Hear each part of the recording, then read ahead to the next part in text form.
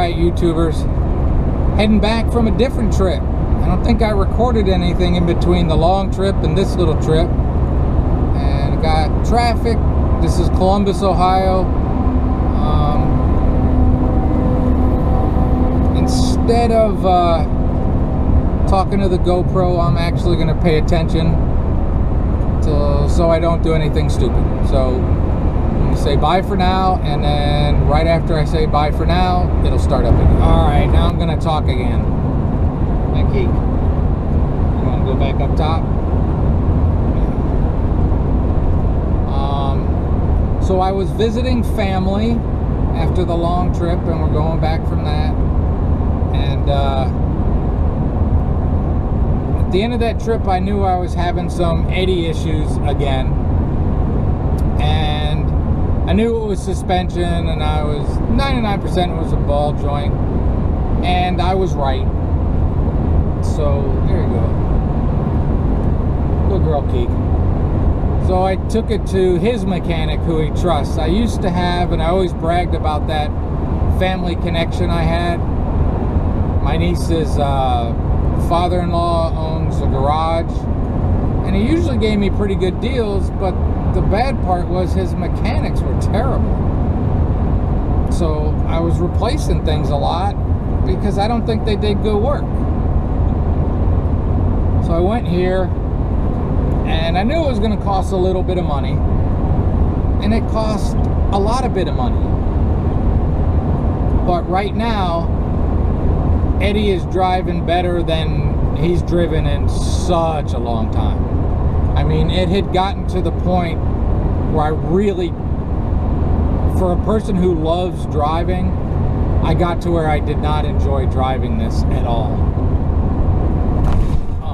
That was a pretty good bump, but before that was a terrible bump that I'd be lucky to keep it in the lane. So the lot of bit of money was, again, suspension work, and he's got all new lots of things, all new heavier duty, what's meant to be on this thing. So, you know, he still drives like a van, but right now it's a 70 and we're doing 68, but everybody's still passing me. So while I was there, I took Eddie over to the shop, and they took him in, did a good inspection, and basically everything in the suspension was swapped out and upgraded to some seriously good and important shock. So hopefully it'll last. Driving much better than he used to. But I have also come to that point where this RV is 20 years old now. That is going to be my last big chunk of change I want to put in this. I tell myself forever that I'm going to keep this RV and run the wheels off it and everything like that. But I just can't. I can't keep dumping money and crazy money in this all the time. Had years of no maintenance, but once the suspension started, it just kept happening. You know, I can't, every semi-big trip I take, I can't spend all kinds of money in the shop afterwards. I just can't do it. So hopefully this is the last major thing for a really long time. These Dodge Rams also have a bad history of ball joints. Thanks, Elfboy. So there could be ball joints again that need to replace, but I can't go nuts in this anymore, just because, you know, you can throw good money after bad after a point. You know, at a point it just becomes, you're just throwing crazy money into it. Now that said, I know there's a lot of fans of this RV out there. So if you think, oh, if you ever sell it to me, I don't want to hurt anybody's feelings, but I'm not selling this to anybody on YouTube, because no matter how close an inspection I tell you this is bad, this is wrong, this is it, not that there's that many things wrong with it, I don't want to be that guy, you know. So if it ever happens, I will just sell it on the normal market, you know. but right now he's running so much better. 65 now. Puts cruise on. But that was a lot of money. More money than I want to tell you, but it was a lot. I also bought a new house battery finally. I got an AGM battery. Shopped around, think I got a good price. They had a discount on. I admit that the state of my old one was terrible. It was leaking, but the new one, the new AGM, should last me a while and do a good job. But with that also has come other issues. My battery bay, I've tried to clean it up before, but I'm gonna have to do it again. There's just so much rust in there. I have a battery shut-off switch, and it's mounted kind of funny. Maybe I'll do a video if I try to clean it up. It's mounted on a post, and I had to try to loosen a bolt to get the post to slide up. Well, being there was a lot of rust. Hold on. See, before that was just gonna be a terrible bump. But back to the battery thing, I broke that post. It rusted, it broke off. So I'm gonna really need to try to get everything out of there and really clean it and protect it. Because the last thing I need is the battery falling through the RV.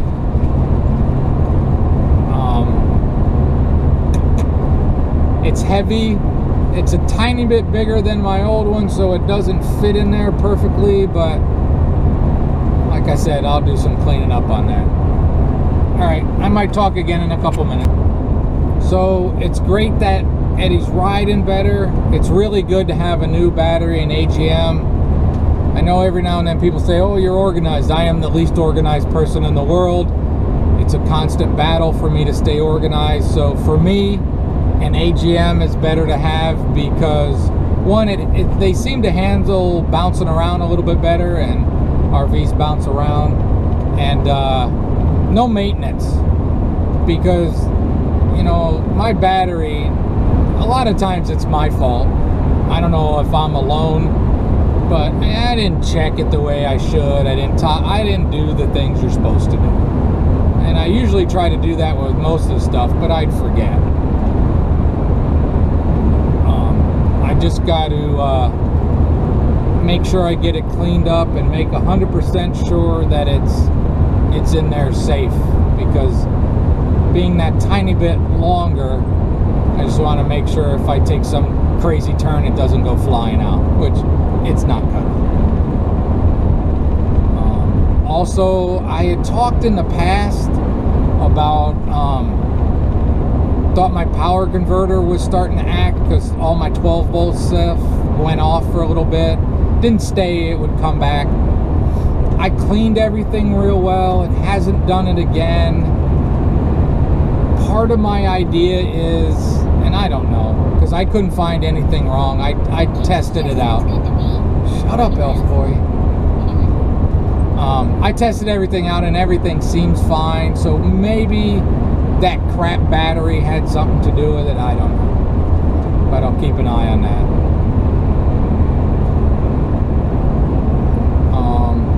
I also, I don't know, I haven't posted it yet. I am so far behind on videos. I had posted, you know, I need to take a hiatus from these YouTube videos because it takes up too much of my time thing. I think I'm mostly over that feeling. Sometimes it gets just to be a little bit much. But I think, I don't know. I'm going to keep doing them, but whatever. Because honestly, the trip I just got done posting, and again, I'm saying that for future tense because I know this is going to be after it. It ended a month ago and I'm still fiddling around with editing and posting YouTube videos, you know? Because in the moment I can't say, well, don't even bother posting that. Because a lot of times I'll post a video that I'm like, I shouldn't even post this. And not that mine are super popular, but sometimes those ones I didn't want to post, people like the most. And it's not a views thing, it's not nothing like that, but something I think isn't worth viewing shows that I don't know what the people want. So, I don't know.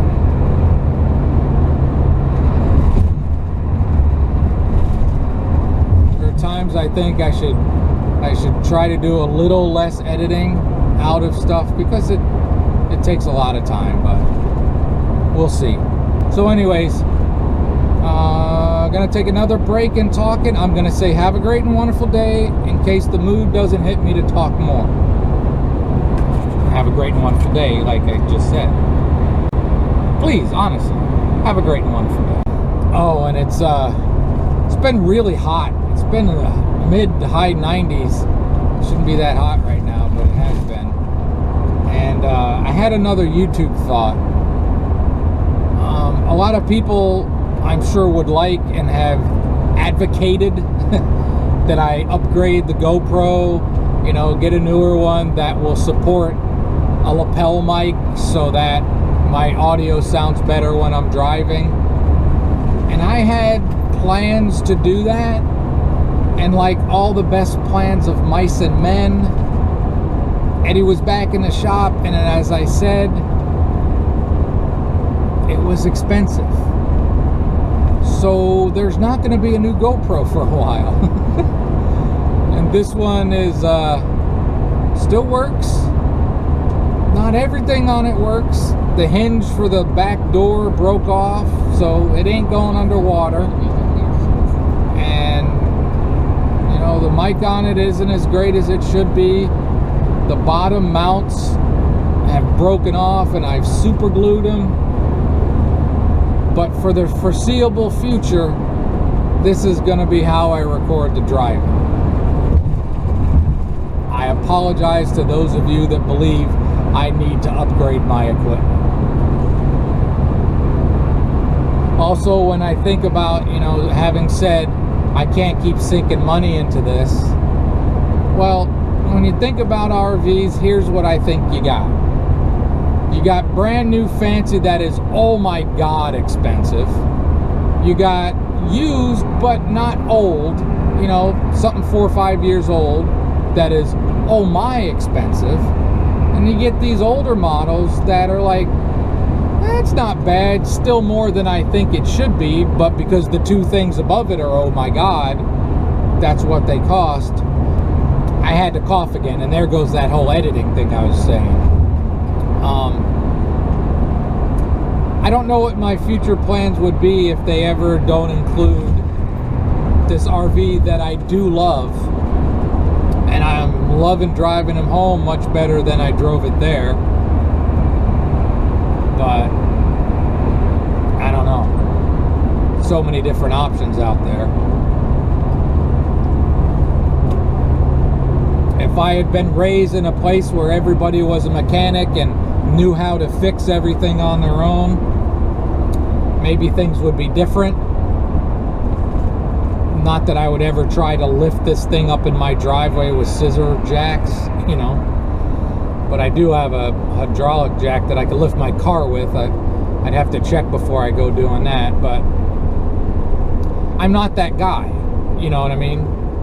I wish I was. I don't take any shame in not being able to rebuild a transmission on my own. Oh, I didn't want to say that word.